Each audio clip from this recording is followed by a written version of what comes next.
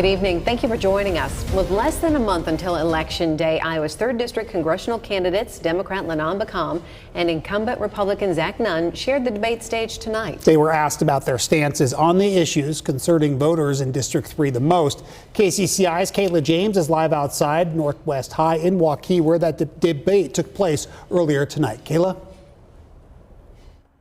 Yeah, Ben and Stacy, nothing was left on the table tonight. Both candidates spoke in front of students here at Northwest High School, some who got to ask questions themselves. Now, topics from our moderators range from reproductive rights, the economy, school safety, and more. Iowa's 3rd Congressional District candidates taking the stage Tuesday, quickly getting to a topic concerning voters, reproductive rights. This is a deeply personal issue. When a woman who is pregnant needs to make these life and death decisions, it should be between her, her family, and her doctors, period. I also want to be very clear that we should be able to have over-the-counter birth control for women, something I've championed in the State House and now at the federal level. The questions asked honing in on current issues such as school safety and what candidates would do to help protect students while they're in school. Every morning, Kelly and I put our 6 kids on the bus, and it is absolutely at forefront of mind on not only how do we keep them safe, but how do we help guide them through a very difficult world right now? We can bring folks back together. We can find common ground here. It's really important for us to do this.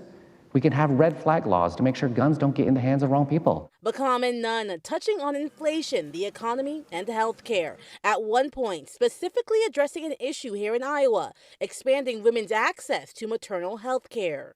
We can do it through, I think, 3 real solutions. One, we need to be able to get the workforce out there that's needed. The second is on what we're doing for infrastructure. You know, I go out to all 21 counties just about every quarter, and I stop through my county hospitals. And what they really need is they need access to that key technology. And third and last is really making this investment in the medications they need at a time and place. We have to increase the number of doctors. I think looking at the Conrad 30 program, we should help find flexibilities in that in order for us to get more doctors into our communities. But we also have to make sure that Iowa is a welcoming place for our physicians.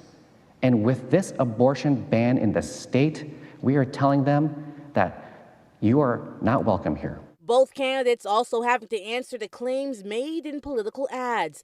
Beckham having to answer if he deleted posts supporting his work on President Biden's 2020 campaign and posts criticizing former President Donald Trump. I don't have a recollection of what all those posts are, but people delete tweets and they clean up social media. That stuff happens all the time. I'm not hiding from any of that. Nunn answering if his donors wrote Project 2025 and if he supports its proposals. Some Project 2025 that's being listed out on a commercial is not who I am. Both candidates ending the night by telling Iowans why they should vote for them before speaking with us individually. Iowans want people who are going to deliver results.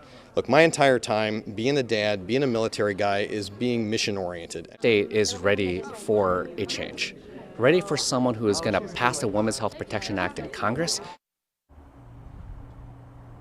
Now, what you just heard were just snippets of our hour-long debate. We'll have the full thing up right now on our website, kcci.com. For now, live in Waukee, Kayla James, KCCI 8 News, Iowa's news leader. All right, Kayla, thank you. And we are just 28 days away from Election Day. Count on KCCI to keep you informed.